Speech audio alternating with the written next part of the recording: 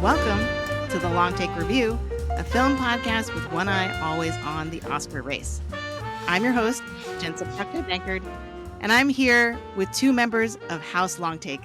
There is no call we do not answer, no faith that we betray.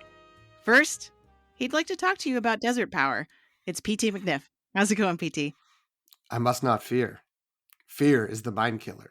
Fear is the little death that brings total obliteration. I will face my fear. I will permit it to pass over me and through me. And when it has gone past, I will turn the inner eye to see its path. Where the fear has gone, there will be nothing.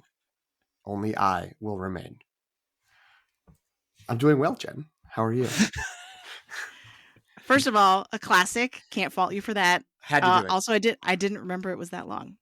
Not gonna lie. It could have just been the opening part, but I like all the way through. Only I will remain. That was good. And he can hook you up with a sandworm bucket at AMC theaters. It's Greg Cass. How's it going, Greg? Wow. I'm good, Jen. How are you doing? We take your water, Greg, in the spirit in which it was given. That was incredible. So, hello, listeners. Those were all references to Denis Villeneuve's 2021 hit Dune, or as we discovered when the screen came on, Dune Part 1, which cleaned up at the Oscars that year with 6 Academy Awards. We are all hotly anticipating Dune Part 2, which arrives in theaters this weekend. We literally, before I hit record, we were just talking about when we were all going to go see it. So this is our celebration of all things Dune, Dune Part 1, the Dune franchise more generally, in order to get us hyped up for Dune Part 2. So, I wanted to go over sort of how spoilers are going to work on this episode. Our normal reviews usually start with a spoiler-free section and then shift into spoiler mode for the rest of the show. We are still going to do that, but today we're going to keep that spoiler-free section pretty short because we're assuming that if you're here listening to us, it's because you want to nerd out about Dune. We will, however, avoid spoilers from parts of Frank Herbert's novel. So basically, we won't spoil events that are probably going to be in Dune Part 2. So if you want to go into Dune Part 2 fresh, you haven't read the book, you haven't watched the Sting movie, right? Like the David Lynch movie. That was egregious. I don't know why I said that. I support apologies it. to David Lynch. I mean, that's how most people think of it. Anyway, we'll get to it. So yeah. That's what we're going to do with spoilers. So you have been warned. PT, if listeners think we're the Quizatch Heterak after listening to this episode, what can they do? If people don't want to miss new episodes when they drop, they can follow the Long Take Review wherever they get their podcasts. We host the feed on Jen's Substack at thelongtake.substack.com. But you can also find us on Spotify, Apple Podcasts, Overcast, Google Podcasts, YouTube. We're everywhere now. You can also follow us on Instagram and Threads at the Long Take Review if you want to get your updates via social media.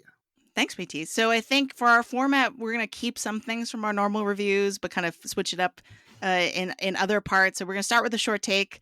We're going to go into spoiler mode after that, and then sort of give some just broader context of the Dune franchise. I feel like I'm giving a PowerPoint presentation. This is the first slide. So maybe this was a bad idea, but kind of generally talk about, the phenomenon that was Dune Part 1. And then, because I want to tease this so you can stick around for it later, we are going to give our top 3 things that we all love about Dune. And so that's, and then we'll end with some Oscars talk of the normal Oscars watch, but more retrospective. So that's kind of what we're all about for this episode. So I want to start with a short take. Because this is kind of like a walk down memory lane for Dune Part 1 in some ways, any memories from the experience of seeing Dune Part 1 I assume in theaters, and then give us your short take of like, what is your relationship to Dune? Well, I'll just start by saying that I share my memories of the 2021 Dune because I watched it with you, Jen, when we were still sort of in that weird pandemic zone. It was like, I think there had been like some vaccines had come out, but there was new waves that were happening. Theaters were not always fully open. And Jen was taking it upon herself and with some of her friends down in the part of our region where she lives to like do the rental of a theater to watch a new movie. And I think that was they had discounted it a little bit, so it was like a reasonably affordable. If you got like basically 12 people to go or something like that, it was like about the same as just going to see a movie with 12 people. And you rent out a theater for Dune. I have to admit, I tie going to that experience with the end of the Red Sox playoff run, because I was like, I need to watch this playoff game. Wait, no, I don't. They're going to get crushed. They're not going to make the World Series. It's okay. I'm just going to go to Dune instead. And so I went and did that, and just had an absolutely incredible time. And I remember leaving, and there was like, I want to say 2/3 of us, maybe it was closer to half, were just like, that was incredible. And then a couple people who were just like, I don't get it at all.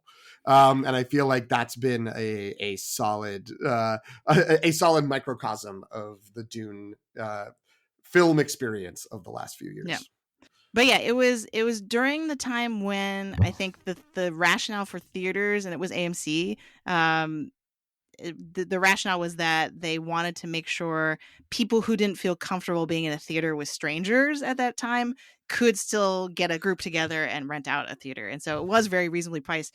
I think once things sort of started to improve and people started to feel more comfortable in large crowds and whatnot, the price went back up, and then I stopped doing it. So, or like scheduling it became really hard. Like there was a bunch of things where it was like no longer as sustainable as a fun thing to do. But I'm really glad we did it, and we can name names. My friend Ben Brode, who is one of the co-founders of Second Dinner, the game that makes Marvel Snap. He, I believe, in our circle after the movie was like, that was super boring. I almost fell asleep. And I'm saying that on this pod because he has since trotted that take out on the internet and got totally buried by people on the internet. So like, by the truth. Yeah, so it's public, so I feel it's public domain. I feel like I can talk about it. He thought everyone would be like on board with his Zaggy Dune take, and people were not having it. So, shout out to Ben Brode. I actually don't know if he listens to the show. He's anyway. Not going to anymore. He's dead in a ditch from his Dune. Yeah. Sorry, hold on. I'm just unfollowing Ben Brode on all my social media. Oh, no! Because I think I followed him when I was obsessed with Marvel Snap, and clearly that guy's got bad takes. No, just wanted to have him catch a few strays. It is, look, I'll say the implication on the surface. Like, it's wild to remember where our heads were at in that time. I know I went back to movies early. My first movie back was Minari, because if I was going to die, I was going to die for art. And so I had been, and I think that was like April 2021. So it was like I had been going back for a while. But, it's hard to not remember this as, I didn't have a Ben Brode in my life, but I had a lot of friends who were like, why are you going to the movies? It's on HBO today. Mm-hmm. And it's wild to remember that weird window where we really got like Dune of all things, like that same day immediately. And, so I always kind of think of that group of movies in that way. I always think of the Matrix reboot sequel and fell asleep at, and then watched on HBO the next day to remember to find out what I had missed. So it's kind of a weird memory of that batch of movies that came out that fall. But as I recall, my AMC was doing the spacing where you like put your party in, and then they blocked out, I think, a seat on either side, and then filled the theater roughly half full that way, because air can't pass 2 empty seats. Absolutely not. That's science. I mean, that definitely falls in with the let's make sure we wipe our groceries and leave them outside for 2 days part of the pandemic, which I'm glad we are making fun of now, but at the time felt crazy. I had a fantastic time. So I actually, and maybe I'm gonna be kicked off this podcast right now, is I never saw the 1980s Dune, and still have not seen the 1980s Dune. I had seen the kind of hype start for this and read the novel over the summer, and it's definitely one of those where, as a sci-fi fan, I was like, it's like seeing the master, or the like Rosetta Stone that translates everything you've seen before. You're like, oh yeah, Star Wars isn't real or original. It's just this. And now I'm getting I'm canceled on the internet. I'm glad you're the one who said that, because I was like thinking, are we going to talk about that? And I'm glad you brought it up, so I didn't have to. But so I didn't have like a strong emotional attachment to it, but the movie blew me away, and I definitely felt that my friends who just stayed home and watched on HBO, look, I'm sure they have great TVs, but they didn't feel it the way I did. They were like, that was kind of interesting. Definitely had some that's too slow, or those kind of bad faith takes that I don't take too seriously. But I loved it. I think I watched it again that weekend at home just to kind of enjoy it. And uh, again, just dating 2 years ago, or 3 years ago, I bought like the special edition Blu-ray, because I'm like, this is gonna be one that I have to have like it's gonna go with Lord of the Rings extended cuts and the Star Wars movies and the Indiana Jones movies. So it really felt like it was that level to me immediately.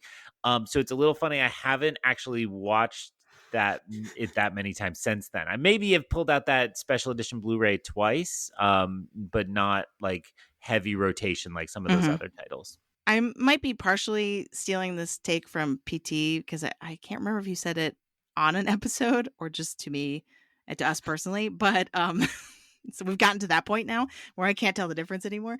But it's very rare for me during the experience of watching a movie in a theater. It's very rare for me to sort of like get out, like step outside of my body sort of, and have like a meta narrative conversation with myself. But when I was watching Dune, and I think it's when they first arrive on Arrakis, like kind of around that area, where I started to be like, this is an incredible movie that I'm watching right now. Like, I stepped out of myself to tell myself that like you're watching something amazing right now. And I kept thinking that periodically throughout the movie. I think PT said he was doing it like every 5 minutes, and I don't think I was doing that, but he can correct me if I'm wrong. That is like, I do have sort of usually some kind of running narrative somewhere in the back of my mind. Not like consistently. I mean, not running's not the right word, but like a pretty frequent, just sort of like jolt. And this was actually from the last time I watched it, which was they re-released it a couple of weeks ago in anticipation of the new movie, and I went and saw it in the theater, and it was my reaction to it was just every 5 minutes I'm just like, I'm looking at the coolest thing I've ever seen someone put on a screen.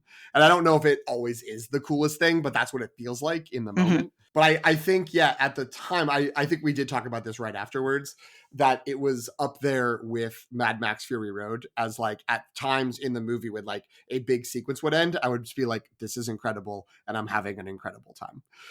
Like that was just a clear thought. And I think that you said like, yeah, I had the exact same experience, and like that's much rarer for you. I feel like I turned around, because I remember in the theater you were sitting right behind me, and it must not have been during the movie, but I have a distinct memory of turning around being like, this is really good. And it probably was just like when the credits rolled or something, Yeah. but I do have a distinct memory of turning around and saying that to you. And yeah, can we give a super short take, because we're gonna unpack this when we kind of open the spoiler floodgates, but like short take. Why do you love it so much? Like, why was this such a good experience? I would just say visually stunning, right? Like I mean, I'm just saying what you both just said out loud. I'm time traveling and whispering in the theater, yeah, guys, it is. But like there's a lot of discourse on movie theaters today about like it is like going to a theme park, and none of the three of us take the movies that way. It's more like breathing oxygen to us. So we go to the movies a lot. But I think in terms of like the kind of spectacle you want for your $19 or whatever you're spending for your premium ticket, like this just delivered in every way, visually. but it felt elevated. It felt like prestige sci-fi because it was not dumbed down in any way, right? And I think that would have been the danger of like, let's take this mythology, but let's do like lowest common denominators. And this movie, I mean, there are a couple things, but it really treats you like you're smart and you are there to, enjoy cinema, baby. And I enjoyed cinema, baby. Yeah, I fully agree with that. I think that there's something to the fact that even though we didn't really know this, I don't remember knowing this going in, that it was only going to be the first half of the first book. And that's why when it came up and it was Dune Part 1, it was like, oh, okay. But I think that taking only like that segment of the story and really taking your time, even this most recent viewing, I've watched it a couple times at home, but sort of like Greg, it was like it hasn't been as maybe constant in the rotation, but watching it again in the theater, it is still so like, oh, he hasn't left like the home water planet yet. Spoilers, I guess there's a home water planet. But it's the opening of the movie, but it is like 25 minutes in, and I'm like, he hasn't even gotten to the desert. Like, that's the movie, is in the desert. So, they really take their time, and they, I'm not gonna say that the book is, extreme literary high art, but it's smart science fiction, and the movie is crafted, and the characters are constructed, or at least ported over with, it seems like, a literary mindset of just sort of like, let's let these characters grow, let's let their relationships breathe, and really the extra time they take, I think, is super beneficial. Plus, you just have these incredible huge spaces, whether it's wide open spaces or huge castles and colonies and ships, and just there's all this stuff, and it's very, very big.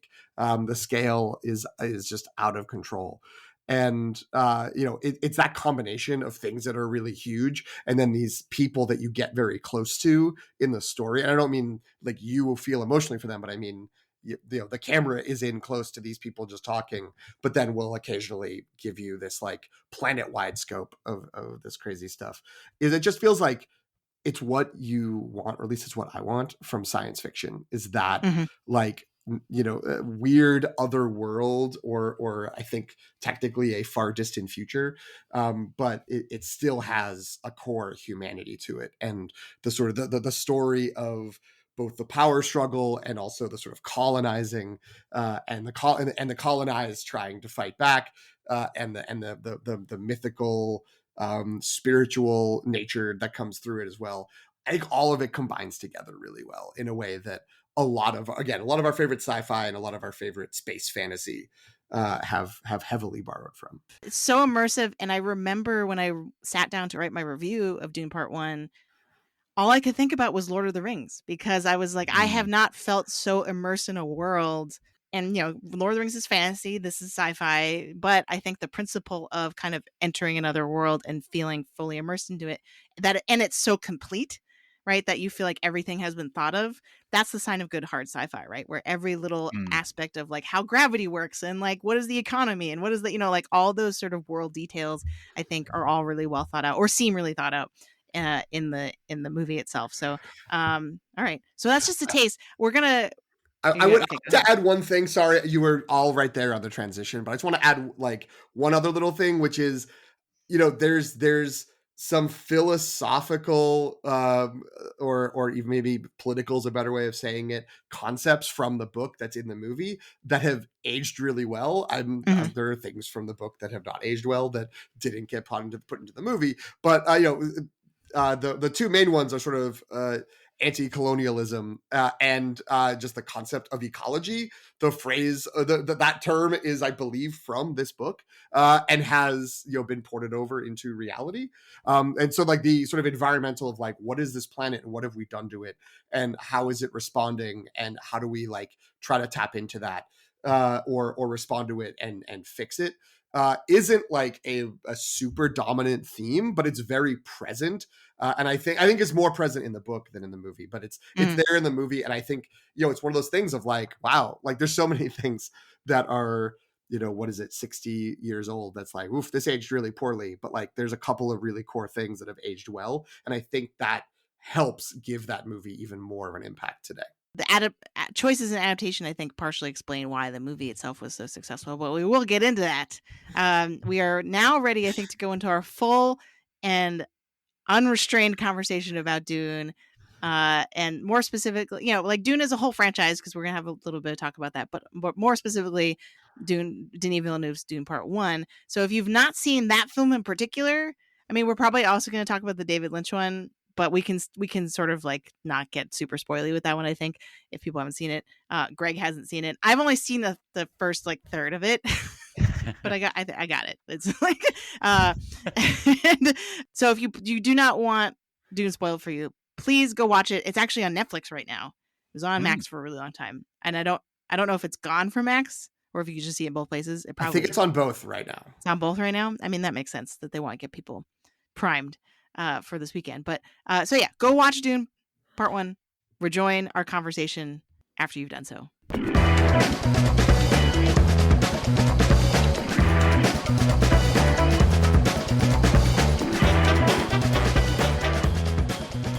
All right, I'm going to kick it over to PT because he had the really good idea of giving some context about this as a franchise. Because my thing was like, well, we've done retrospectives for Mission Impossible, for Indiana Jones, but that had several films involved. This just has one. And then PT was like, but there was another film and a miniseries. Don't forget. And like 30 books. No, right. There's a bunch of books. Yeah, I mean, it's funny actually, because you kind of took like the headline and in a good way. But when I was doing a very like quarter-assed level of research on looking this up, the thing that I saw in multiple places was that like people saying Dune is the Lord of the Rings. The Dune books are the Lord of the Rings books of sci-fi, to fantasy, to high fantasy. So yeah, it's. I was thinking that was just my idea.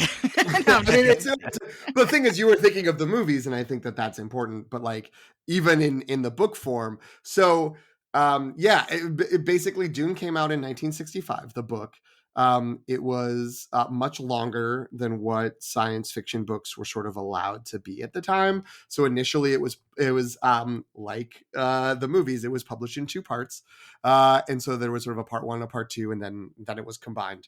And the author Frank Herbert did do a couple of sequels. I think. Let me actually double check this. It was in the late, like 4 years later, late 60s. Dune Messiah, which is theoretically potentially going to be the 3rd movie, and I think Denis Villeneuve is like, that's it, like that's what I want to do, is just those 2 books. And then Children of Dune is in 1976, which what I have heard from other people. I read Dune and Dune Messiah when I was in high school, and I don't really recall a lot about it. I feel like I was not a very patient reader. I was like, yeah, let's go, and sort of like zoomed through them. But I remember hearing from other people then and carrying through now that like those first 3, for sure, they get weirder.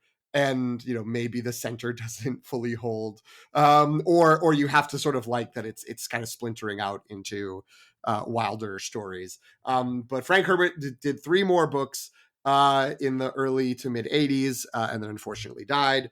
And his son picked up the mantle, and there's just a bunch of other books that have come out. This really is like then. Lord of the Rings. Yeah. It's Brian Herbert with a friend of Star Wars fans, Kevin J. Anderson. Have worked together, and yeah, I mean, I'm not counting this, but there's probably at least 15 more books that have come out. And I don't think that's all Brian Herbert and Kevin J. Anderson, but they did another like 5 or 6, and then it started being, the backstories of different houses and stuff. So it was a huge deal, and it was very successful. It was, certainly a best-selling book. It won like the Nebula Award for best sci-fi, and it's we referenced it earlier. Many many sci-fi things that we love have been borrowing from it since. Even the original series of Star Trek was starting to like incorporate some Dune ideas like a couple years after it came out.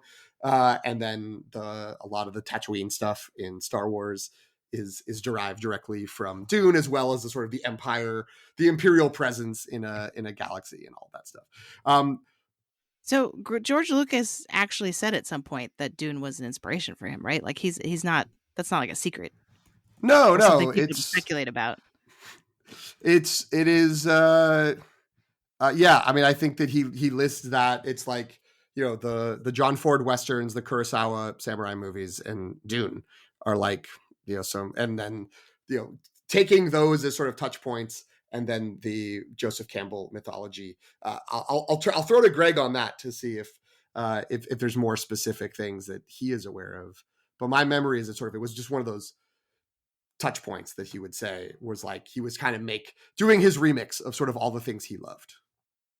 Yeah, I took all the stuff when I was a kid and I really mixed it together. And yeah, I mean, it generally fits exactly as PT is saying that, I think Campbell is the number one reference he gives, right? When he talks about where Star Wars came from, he talks about translating his values to a new generation of kids and doing so through, space fantasy.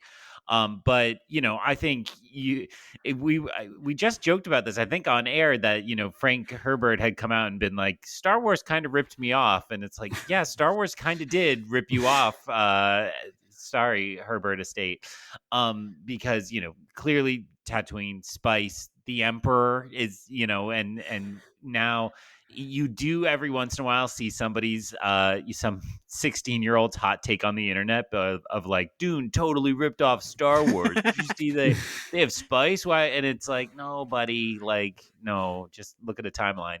And I do think in some ways that novel felt kind of unadaptable, and it had to do with that size and that scope and all those things PT just nicely articulated.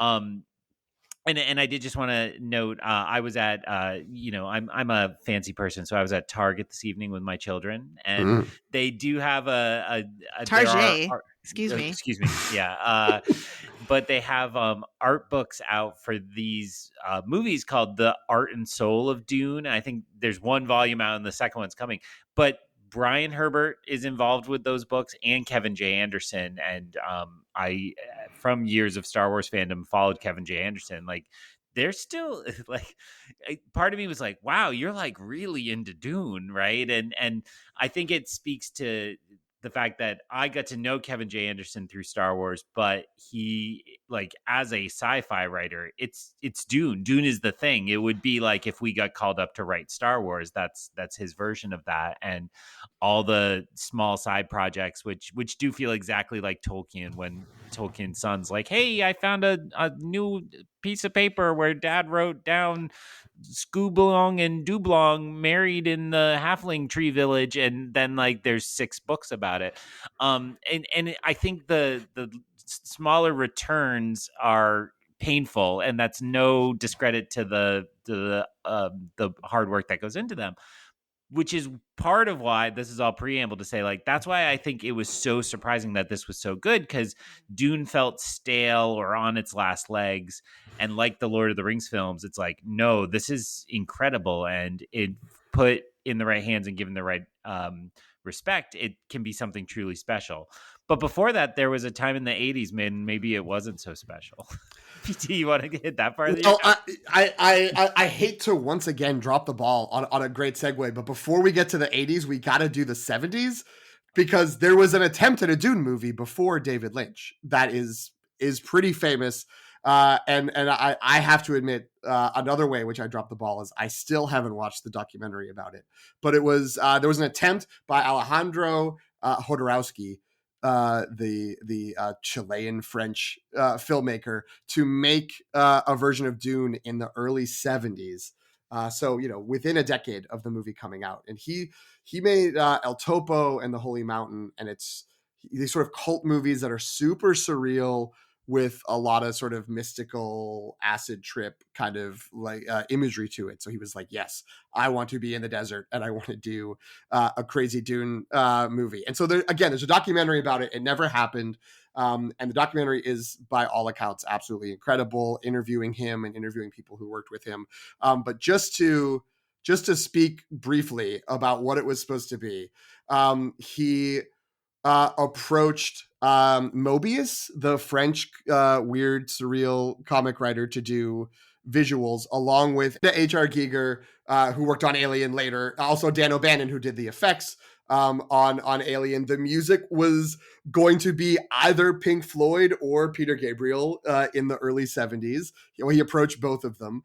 The cast was going to include Salvador Dali as the Emperor, Orson Welles as Baron Harkonnen, Gloria Swanson from Sunset Boulevard as the head of the Bene Gesserit, David Carradine, Bill from Kill Bill, as Duke Leto, and in the Josh Brolin role, of course, Hervé Villechaize, the little person from the Fantasy Island and The Man with the Golden Gun. So, I mean, what? Oh, and Mick Jagger as Fade Rotha, the Sting / Austin Butler role.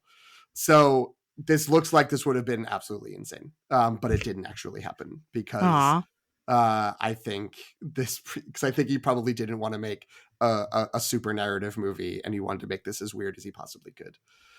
So it went to a much more normal filmmaker, David Lynch, to make it in the early 80s. And it was supposed to be the answer to, Universal's answer to Star Wars, where it was like, we've got the franchise, like we're making it happen. And it came out in 1984. If for those of you who are like us Star Wars nuts, you may know David Lynch was approached to direct Return of the Jedi, and he was like, I don't think so. Like it feels like this guy, Lucas is going to do what he wants to do, and I'm just kind of going to be for hire. I don't want that. And so he got a little more, at the time at least, thought creative control to work on Dune. Kyle MacLachlan is Paul Atreides. I'm just looking through this. Sean Young is Chani. Patrick Stewart. Patrick Stewart is in it as Gurney again. Not Hervé Villechaize. Max von Sydow as the environmental doctor. Sting, as mentioned earlier, as Feyd-Rautha. And a young who's the princess? The woman from Virginia Madsen, right? Who was in Sideways? Isn't that her? Yep. Legally. So yeah. And it was not successful. It was kind of a disaster. And I think I like never watched it all the way through when, again, I sort of had the received wisdom that it was bad when I was growing up, and I only ever saw like little bits of it. I watched it all the way through after, like, within a week of seeing the Dune 2021 version. And the problem is it's just trying to do that entire book in like 2 hours and 15 minutes. And so everything is just, sped through. And especially after seeing the time and care of the Villeneuve version, this just felt way out of control. But it's just a bonkers 80s effects and sets. Like, it's certainly worth your time if you were catching the fever for Dune. I think it's worth checking out. I think it had a little bit of in Europe, we love it, like, kind of acceptance that this is a low-key classic. But it's also the movie that David Lynch is like, I won't talk about this. Like, never ask me questions about it. Starting like, so he doesn't claim it. Yeah, I mean, it basically is like it's like the biggest regret of his life that he didn't nail it. And I mean, or at least his career, I don't know. Right. But also, I think that's probably one of the few times that David Lynch didn't do exactly what he wanted to do. So he's had a blessed career, and that's. I feel like there are moments in it where I sort of thought, oh, I understand. This is actually from a certain angle, a perfect match for David Lynch. You know what I mean? Like, I was like, I understand the David Lynch sensibility, how it kind of clicks into place in the Dune universe, like, and how like he might be into certain things about it that like are weird, quote unquote, like some weird sci-fi things that he would be like, oh, this is very interesting. And as a pseudo surrealist, I like this. But yeah, I don't want to spoil what I probably am going to end up talking about when we do our top 3, but in a lot of ways, all the things that are going wrong in the David Lynch Dune are things that Denis Villeneuve is doing right. So that's all I'll say for now. But because I didn't actually watch it until after, it was pretty recently actually. And I remember just being like, oh, this is cool from like an 80s, like the 80s aesthetic. And you got Patrick Stewart in his, like, he hadn't quite figured out how to act not in the theater yet. Because he's definitely doing the like, and I am projecting to the back of the room in every line. Whereas a lot of people sort of note in his early Star Trek episodes, like he's still kind of doing that. Like he hadn't yet adjusted to television. And so this feels a little bit like that too. He's very young. The other thing I'll note is like the David Lynch Dune feels so much more like, bougie is the wrong word, but everyone is kind of more aristocratic than in the Denis Villeneuve one. Because if you think about Gurney, Patrick Stewart versus Josh Brolin, right? And then if you think, I think the guy's Duncan Idaho, it's the same type of thing where it's like, and even the portrayal of Paul Atreides, it's like it doesn't have that. Everyone's kind of like they're military people, but they're in military people in the sense of like they're the ones sipping tea while the soldiers are fighting off on the other side of the world, right? Whereas Denis Villeneuve's Dune feels like everyone's getting sand in their face, in a way that I really appreciated, and makes it feel kind of a lot more grounded. But also, like, it makes sense. Like, it makes sense that movie was made then and this one's made now. Yeah, in terms of both the maybe aesthetics and perspectives of the directors, and also what they could easily show, it's a lot easier to have people sitting in a room and hearing about battles than showing the battles. Yes, for sure. So just to close it real fast, there were 2 Sci-Fi Channel miniseries in the early 2000s. One, Frank Herbert's Dune, and then Frank Herbert's Children of Dune. Children of Dune covering both the second and third books. I recall there being, it was sort of like when they did I think it was also Sci-Fi that did a miniseries version of The Shining that was like Stephen King approved. Like, this is actually the book. Steven Weber is Jack Torrance. And everyone was like, cool, this is like really faithful to the book. Unlike the movie, it's not that good. But and that some people were just like, no, it's incredible. That exists. And in confirming that and looking it up, I am reminded there's going to be a spin-off Max series called Dune Prophecy. Oh, that's right. Inspired by one of the Kevin J. Anderson, Brian Herbert books about the history of the Bene Gesserit that comes out later this year at an unknown date. I remember that being talked about. That's still on as a, I mean, or it's still on a Wikipedia page. So therefore, I just feel like the ways Max and Zaslav have changed that, I just kind of assumed that would go away. But maybe it has a full cast, like, of pretty, I'm seeing famous people like for a stretch. Are we still getting the Penguin one? Is that I still believe happening? so. Okay, maybe they found. Well, I mean, Greg, you're right to be making that face. I feel like it's one of those things where we haven't heard anything to the contrary, but we also haven't heard anything about it in a very long time. Yeah. Either one of those. So it apparently began production November 2022. Okay. It got there was a little break, and then it got sidelined by the strike for a while. But I guess it's filmed, like, at least like a big chunk of it. So I don't know. I did also see something like Warner Brothers Discovery has lost like 60% of its value since Zaslav took over. That came out or was being discussed today. So who knows? Maybe everything gets shelved in a Max Bialystock type move to just like try to make the company a failure to maximize short-term profits. But again, is it a producer's reference? Huh? It is, yes, of course. Okay, good. Just wanted to make sure. Also, for listeners who maybe didn't catch that. So I had on here, what made Dune Part 1 so successful? We've sort of been talking about how it has been successful and even maybe more successful compared to past attempts to adapt Frank Herbert's novel. So yeah, I don't think we have to answer that right this second, but maybe we are going to answer that through our top threes. Greg, why don't we start with you? Sorry, I'm going out of order on our table. Do we want to start with 3 and then work our way to 1? Yeah, Okay. I think that So that makes more sense. so what's your number 3? All right. So we each sat down just to make sure it's clear to listeners, and we wrote down like the top 3 things we love about Dune. And we didn't put any more specific parameters on that, but we did reveal our answers to each other to make sure we generated kind of enough conversation. And I actually like this as a format because sometimes you just want to be like, movies, man. Something they're really great. crazy is on the screen in front of me. And so I'm going to start my number 3, and this is just purely I sat down and I watched this movie yesterday. I think, I don't know, Time's a Flat Circle. Did we also watch Maestro yesterday? I don't know. They're mixed in my We head. talked about Maestro yesterday. Which one had Snoopy in it? I don't remember. So no, my number 3, kind of watching this, I just fell in love all over again with the ornithopters.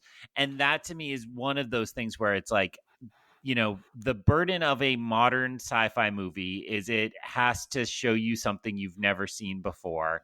And this is just a totally awesome spaceship idea. I mean, I guess it's atmospheric, so it's not a spaceship, but it's a sci-fi vehicle that is, you know, modeled off of a dragonfly and totally like never seen that before. And part of that's like, if you have the power of CGI and can make it look like anything, make it something cool and original and wonderful. And so my first kind of move after I picked up my phone after Dune was over was like, how much was that Lego set again?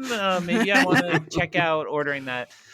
My main problem is I think it looks gigantic as a Lego set, but that hasn't stopped you before. Well, yeah, but that's the problem. I have like a table downstairs with a Millennium Falcon on it that I just have to walk around all the time now. So I really I picked the ornithopter as a representation of showing us something new and different, and just something that fits that. I mean, Star Wars has the cliche of the used galaxy feel. It's not like the characters pause and are like, wow, look at these amazing ornithopters. They're just like, buckle up, kid, we're going. And the action set pieces that feature those ships are really great as well. And so they are my one on this list that's like whiz bang, pow pow, pew pew. I love this. So that's my first one.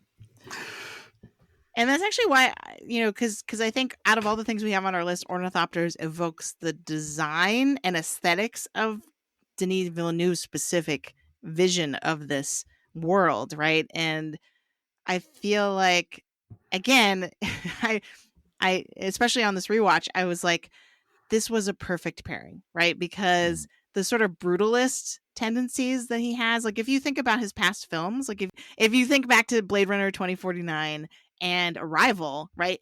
You can see an artistic voice kind of visually. There's a visual language that he has, a design aesthetic that he has, that when it shows up in Dune is like, oh, this makes perfect sense. Like for the world, for the sort of harsh nature of this world, and in particular Arrakis, and like, and just the idea that the design of it's like so sleek, and it has a little bit of the like Nolan Batman bulk. You know what I mean? Like the Batmobile from the Chris Nolan movies. Like, Yeah. but is also at the same time extremely sleek. And so yeah, I love this choice. I agreed, and the moments that I had sort of forgotten about, but was quickly reminded of when they happened, is when whatever the pilot is like, we got to go into a dive, and all the wings fold in, and it just like, you Yes. know, nose dives right down. Is like, it happens maybe 3 times, certainly 2 times in the movie, and each time I'm just like giddily laughing in my seat, just like, yes, this is absolutely incredible for all the reasons that that Greg is saying. And we're all Star Wars kids, so like there is that feels like particularly Star Warsian with other influences, as Jen was just mentioning. But But yeah, it works so well, and it's such a great interpretation. And I agree. It feels like this is Denis' like thumbprint on it, because the other versions of the ornithopters have been like, okay, that's fine, I guess. Well, whatever. And also even like the like bigger ships that are more kind of bulbous and round reminds me so much of Arrival, like of the like obelisk sort of looking things, you know what I mean, that kind of float down. And so yeah, I love that it's both his but also perfect for Dune. But PT, what's your number 3? My number 3 is Big Ol' Worms, which I don't really know what else to add there, but the sandworms are like such like the touchstone. Like even people who like, before this movie came out, they were just like, yeah, there's like sandworms, there's just like big worms. And it's to the degree that were that Dune was a punchline, it was the punchline of Dune.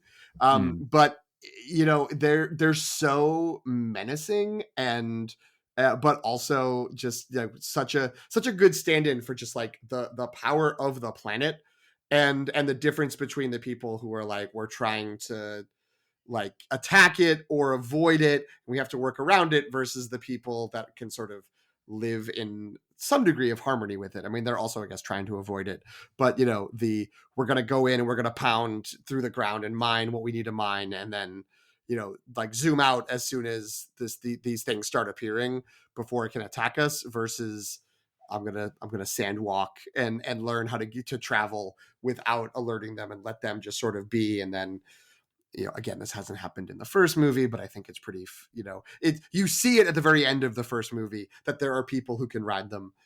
The trailers for the second movie have made it very clear this is going to be something that will be continued to explored.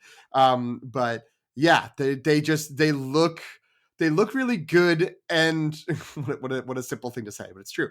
They look great, and like have found a way to seem very natural, without being like basic, like just the sort of the little I don't know what they're sort of, I can't remember the word for it, but the little like thick hairs like on the inside of the mouth, that like cilia, is that the word? Yeah, I think that's right. As seen in Greg's 8th grade biology. Yeah, as seen in Greg's popcorn bucket, that you can sort of. Did you buy one? No, I haven't. Okay. But we joked when I saw it in person that you said, go back and get a video because it'll be your most it'll help our social media. I just got one of those alerts on my picture of it that I posted that's like, this reached 800% more people than you usually do. So the internet loves the popcorn bucket, definitely. So, but for the record, so the story was, when this popcorn bucket first hit the internet, like it wasn't out yet, it was just a concept. I was like, well, I gotta have that, and then I had some time to think, come to my senses, and Greg actually was like, do you want me to get the popcorn bucket to both PT and me? And we both were like, no.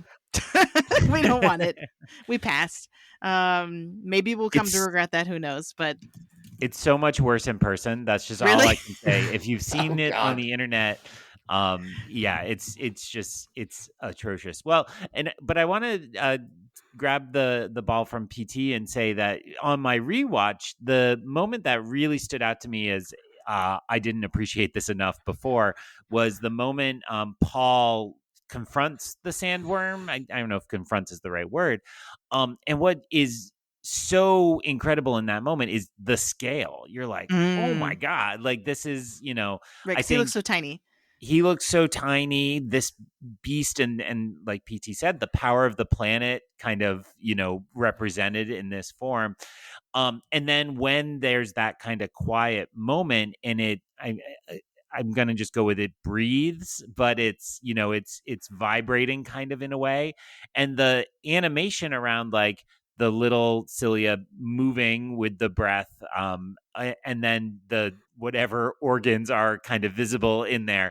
All of that is just incredible and so much more than it needed to be. And so for me on the rewatch especially, it felt like Denis Villeneuve. It is way too late for me to butcher French names. Okay. You're fine.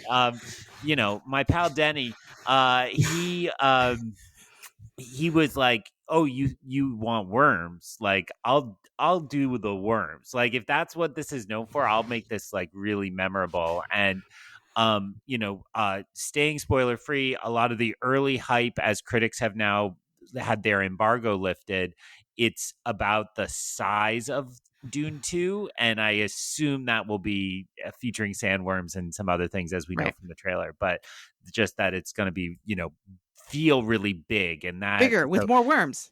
yeah. So in terms of PT's big old worms, I'm just focusing in on big. Jen, you want to take ol? I don't know.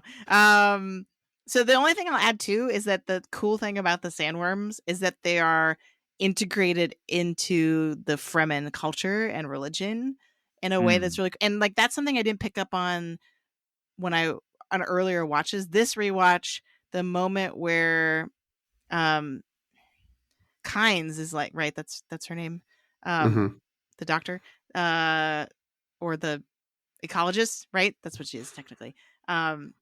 She says something about like Shai Hulud, like she has like some mantra about Shai Hulud that she drops pretty early on, and then you're like, oh, okay.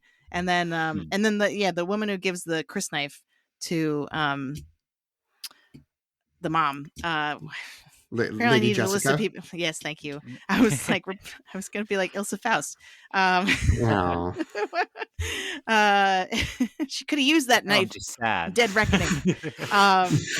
Anyway, spoilers for Mission Impossible: Dead Reckoning. Apparently, I guess I'm tired too. Greg. A former part one, no longer a part true. one. That's no right. longer part of part one. We're putting in part ones. We're taking them away. Anything can happen, folks. But yeah, it's so that's game of part ones. So yeah, I like that the sandworms aren't just like a terror and a menace and a threat, like sharks. You know what I mean? Like they're not just like the shark in Jaws. Like they're like part of the culture and the world in a way that is there's a sociological component to them as well. All right, so my number 3. So you can everyone on this call can now see in the doc. I wrote Oscar Isaac's beard. I almost wrote Oscar Isaac's luscious beard. Then I thought that was too much, or that should be self-evident. And then I crossed it out because I was like, well, that's not. I don't want to use one of my 3 things on that probably. But just so you know, that's where my heart was. But and then I also saw one of Greg's other choices. I'm like, that's tipping on that too much, a little bit. But my number 3 is The Voice, but then I'm also using that to smuggle in sound and music, the sound and the score for this, because I think they all tie together. And I think The Voice, I start with The Voice because for me, in both the Dune, the book, like Dune, outside of this one movie, the Bene Gesserit are by far the most like fascinating sci-fi world component to me personally. Like there's lots of other cool stuff obviously, but like and the idea of that they have this power that's the voice that they can use, and then the fact that the Denis Villeneuve chooses to open specifically with Lady Jessica teaching Paul at across the dining table about using the voice, like I think is so cool. And just the sound work that they use to like signal that someone's using the voice, I love. And then this rewatch, I notice a lot more the use of silence, right? Because Lady Jessica uses the sign language to communicate with everybody in a way that at first is just cool and then becomes very important at the end of the movie. And then also just like Hans Zimmer's score, he's the GOAT. And invented. We can't. I won't let anyone forget that he invented musical instruments just for this film. So that's my number 3. Fair. I agree with everything you're saying about the sound design. I do think that those moments of silence and or at least extreme quiet are part of why I think the movie has a little bit of it's boring burden from the people that watched it day and date at home, kind of like half on their phone, because it was like, what's even happening? Like, I don't hear anything. Like, I've been looking at my phone for 5 minutes and I haven't heard anything unfold. I guess nothing's going on, when there's actually a lot of interactions and interesting things. But yeah, it's the contrast between like some incredibly loud parts both musically and with the sound effects, and then The these really part quiet moments. the parts where it's like silent except for like the beating of the ornithopter blades, so good. Like just all that stuff. I don't know. There's so many good moments where I'm like, that's genius. Uh, with just sound work in the film. All right. And So well, I was gonna just say down to like I just when they do the combat and the shields, right? Like Mhm. there's a sound there and just everything works so cohesively.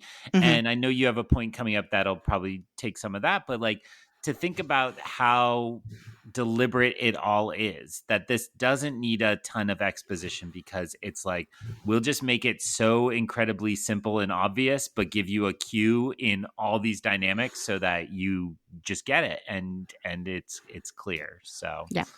Yeah. I'm gonna assume that was about to be a transition to me to number 2, Yes. so I can continue on, and maybe this round is like us touring through the craft categories. So mine on this is the costumes.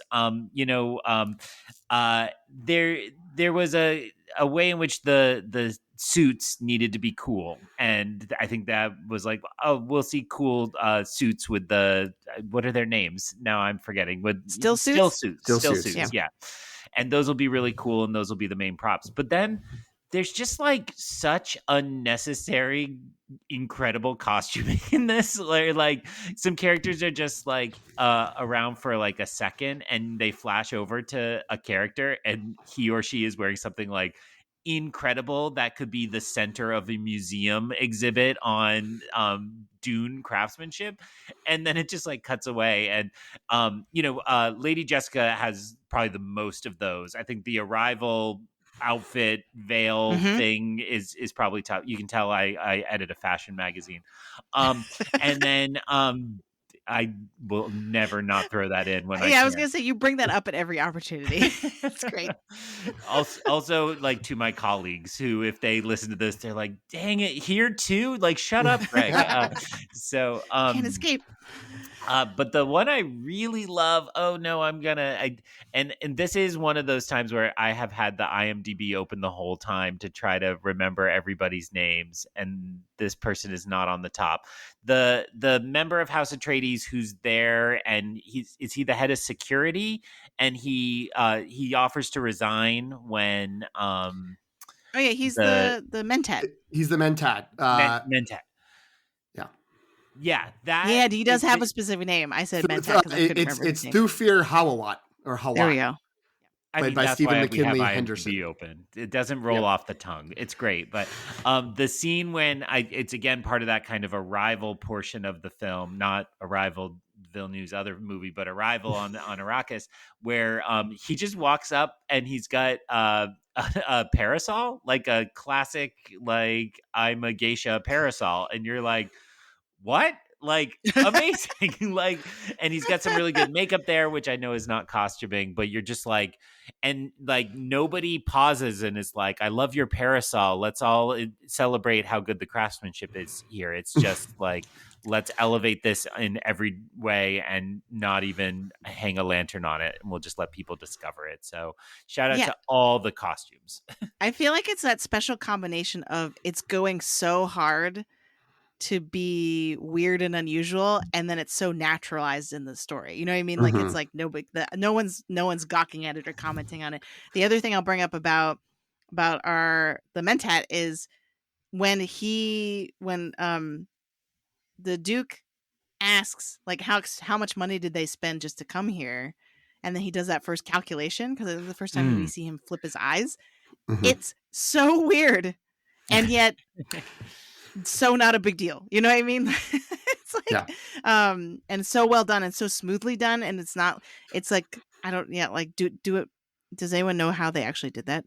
That's not like a fishing question. I actually don't know. No, I don't Okay. know. I don't know either. But here's what I do know, which I don't think, which you guys may not know, or well, Greg may know because he read the book as well. Maybe Jen, did you read the book at some point? I have finished the book. Okay, sorry, I don't mean to put you on the spot. No, you're good. I did this to myself. I read the book up until I knew the movie would be and like where I thought the first movie would end. And then I was like, I'm going to wait and I'm going to finish this. Right. Guess what? I haven't finished it. And I'm seeing the movie on Friday. So you've This got was a terrible plans plan. We'll finish the episode soon, so you can get back to reading. But the mentats are there doing it because in the world of Dune there are no computers and there's no robots. And I believe the backstory that's in that, I don't even know if it's in the first book, but it's in one of the Frank Herbert books. Is that basically like our time?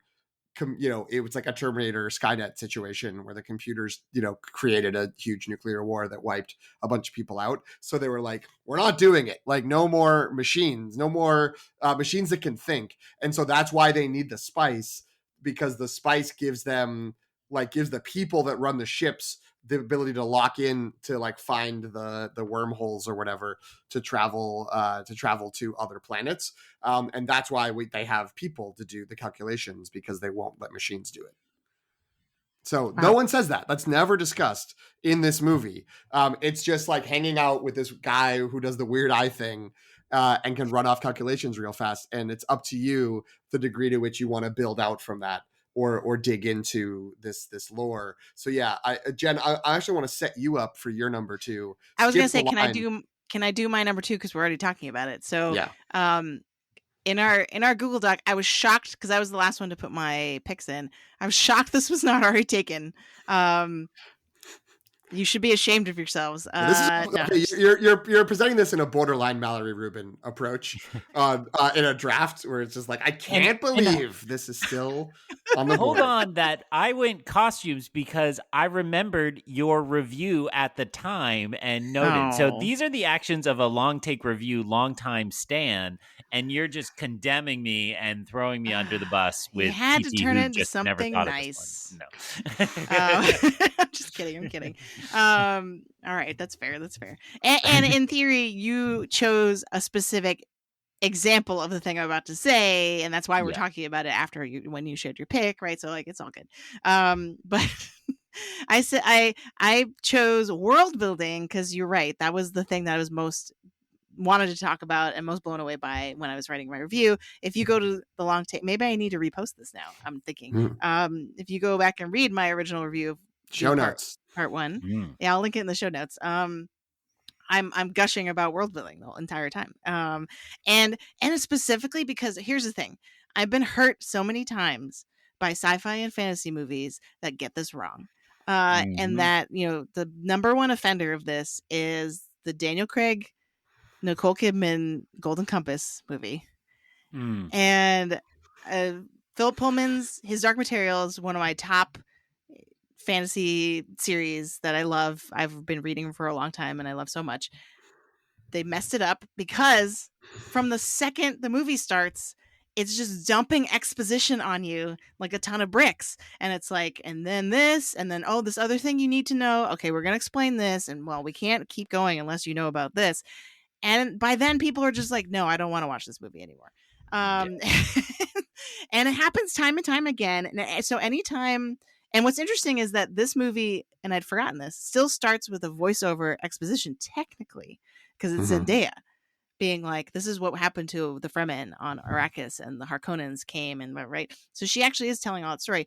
But because it is so subjective to her point of view as someone who lived through this, it doesn't have the same effect of the disembodied voiceover, like telling us all the rules of the fantasy universe, right? Or the sci-fi universe before we actually even start the story, right? It is from the get-go part of the story. And we learn things in little breadcrumbs, or not at all, as we've just been saying. This movie doesn't hold your hand at all. It doesn't feel like it has to talk down to you and explain things to you and stop just to explain things to you. It just is going on with the world, and you have to figure out and you have to learn about it as you go. And I feel like this film does this so well, from simple things like Paul watching a little hologram to learn about Arrakis. Guess what? That's us learning about Arrakis, right? That's helpful. But it's so naturalized and part of the story that it works really well. To even things where like just people talking to each other about something, right? Everything is part of everything that gets explained is because characters need to explain it to each other, not because we need to know. And that's my absolute favorite thing about Denis Villeneuve's adaptation of this book. Yeah, I do think it's up there with, you know, some of the big movies that have these exposition dumps that you don't care because you're just like, I'm enthralled with what's happening. The opening of The Lord of the Rings, which is I think where the Golden Compass went wrong. They were like, that movie opens with like 10 minutes of just a story being told. I can do that. And it's like, no, you actually, you can't. Like, you don't know what you're doing. You know, the Obi-Wan and Luke or old Ben Kenobi, I should say, in the hut, where it's just like, what's a Jedi? What was the Clone Wars? What's a lightsaber? And you're just like, you're not thinking about, I'm just getting a bunch of like backstory world building dumped at me. Like, you're just getting Alec Guinness like telling this beleaguered story to this there's someone that he's clearly wanted to tell this to for a really long time, and then not quite as expansive a franchise as either of those. But I also always think about the parking lot scene in Back to the Future where Christopher Lloyd is just like tasked with explain everything about time Yes. travel and the DeLorean and everything that's going on. All of these bits are going to be important later, but like he's just this like so frantic and excited. And Michael J. Fox is so good at being like, what are you talking about? That you're enjoying their interaction to the point that you don't realize that the medicine is washing over you for later in the movie. So yeah, I agree. It does such a good job. And then yeah, all these little bits and pieces that we get, like I mean, it's the Imperial planet, right? That has the guy that's just like, whoa. Yeah. It's like doing the weird like droning noise, and it's like, Yes. what is that guy doing? I don't know. Like, he's just off to the side. Like, that's so cool. And you don't see him again. Like, he's done. Right. So yeah, there's just a ton of stuff like that. You just described the cantina in Star Wars. Yeah. But yeah, I think, and I just to quickly add, sorry, I don't mean to like, take the floor back, but I've not ceded the floor. And now I'm just gonna filibuster because I don't remember what I was gonna say. Put down the conch. Oh yeah, and I think the thing that it holds our hands with the least is the politics of this universe, right? And that's the thing that really struck me when I watched the David Lynch one, is like they stopped to be like, and who are you? Oh, I am and then there's so much heavy-handed exposition, even if it's between characters. It feels so clunky where they're like, please explain to me the entire like inner workings of this political system, and why is it that this is a bad thing, and whereas in the Villeneuve film, it's really they still have those conversations, but it's so subtle, and it's kind of like you're eavesdropping as opposed to like they're turning to you and being like, okay, so like let's explain this. And there's still things, I think, on my first watch, because I had only just read the book, or started reading the book for the first time when I saw the movie for the first time, and I remember being like really trying to work hard to keep up and be like, okay, wait, like, why is it that, oh no, why don't they want to go to Arrakis? Like, who's going to be mad about this, right? And I just like that was something that I had to figure out.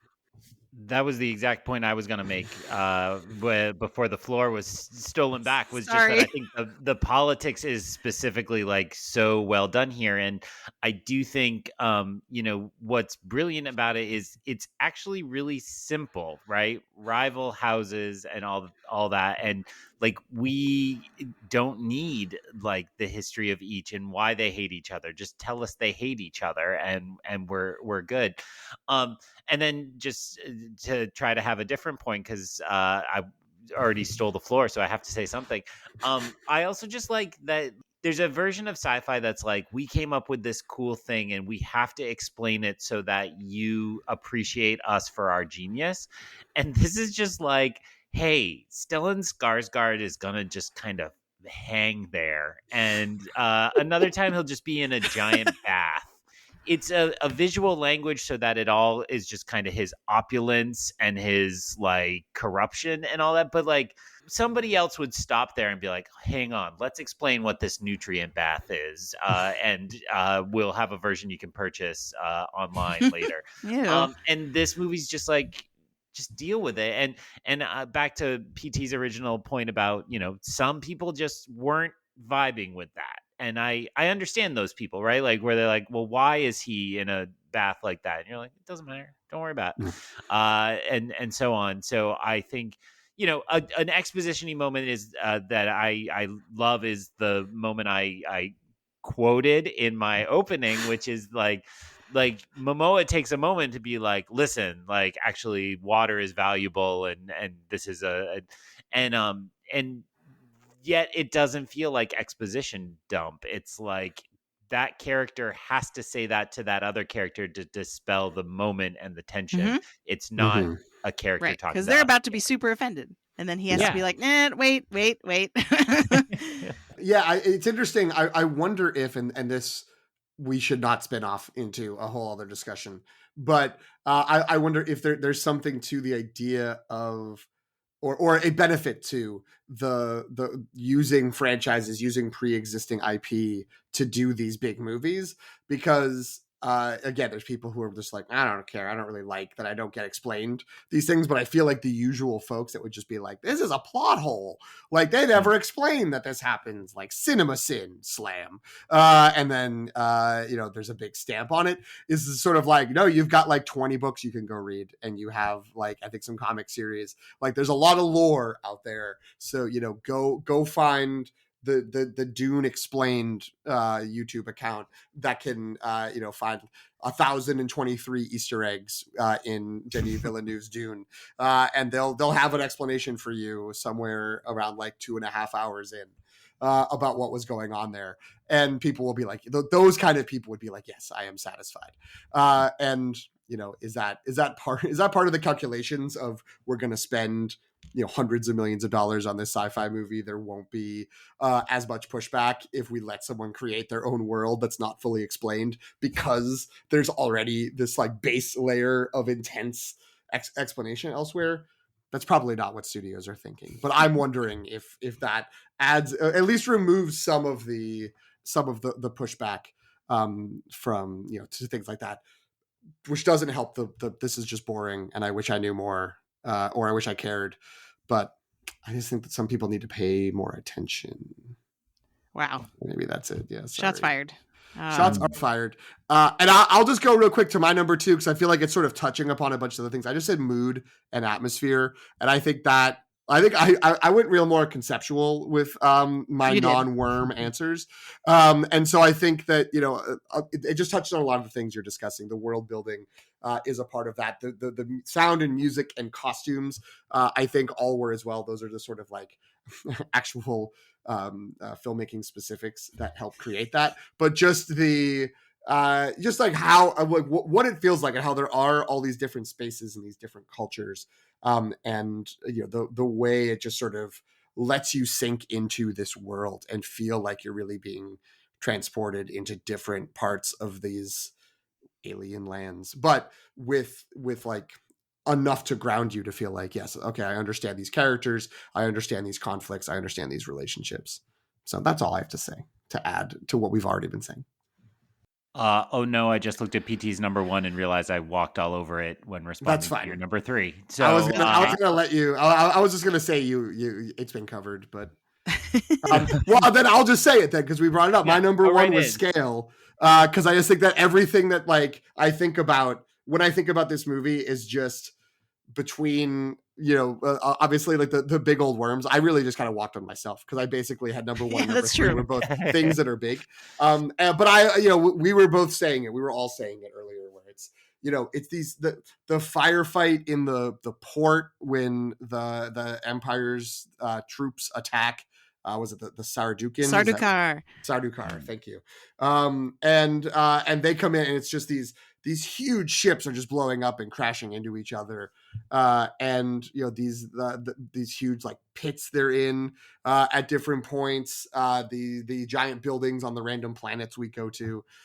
There's just all these moments where you feel like, oh, there's just so many people around, and there's so many like huge things, and then also again, when we get into just like, well, here's just this little tribe, or not even tribe, but almost like a scouting party of Fremen, and we see them in a big sort of cavern, but we're very close, we're just with them, and so we get to see sort of what feels like thousands, if not more, groups of people, and then also this group of like, I don't know, 6 or 8, and just the ability to move between that and feel like The events that are happening and the sort of huge kind of tectonic shifts can overwhelm these characters, yet they sort of stand firm and keep taking action that's going to change the course of things. I just think that's cinematically depicted so well. Plus everything Greg said earlier about scale.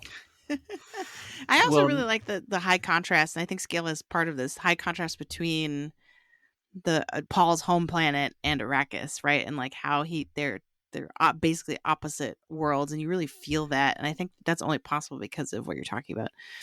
I thought scale was just purely Stellan Skarsgård and how big he was. Wow. Is this Andor season 2? Is that where Luthen is headed? Was also in my mind on this rewatch, because Stellan Skarsgård. If Luthen's in some kind of mud bath, we're in trouble. Luthen the Hut.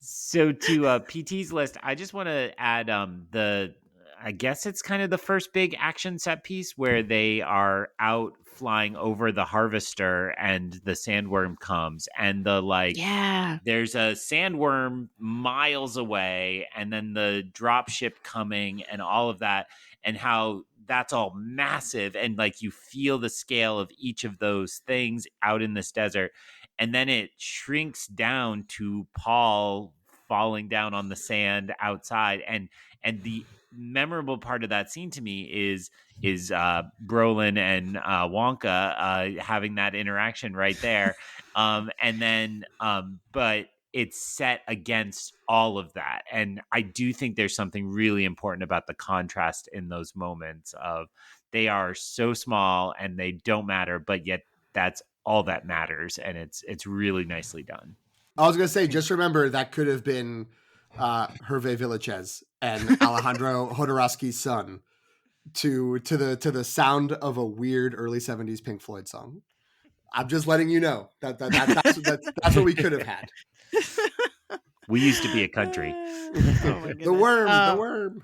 I have a distinct memory in the theater of when they go into like action mode, like once they realize what's going on, and then they're like talking to each other, like you do this and you do this, and like they're trying to figure it out. I was just like, yes, like this is it. This is so epic, and that's not even like halfway. Isn't that just like halfway through the movie? That was the other thing too, is the big huge battle when the Sardaukar show up, and there's like a huge battle. There's still like an hour of movie left after that, isn't there? Like I remember looking at the progress bar on my screen and being like, "What?" Like I remember that as being in most other movies that would be the end of the movie. You know what I mean? But instead, it's only half a movie. I don't know. We'll get to it.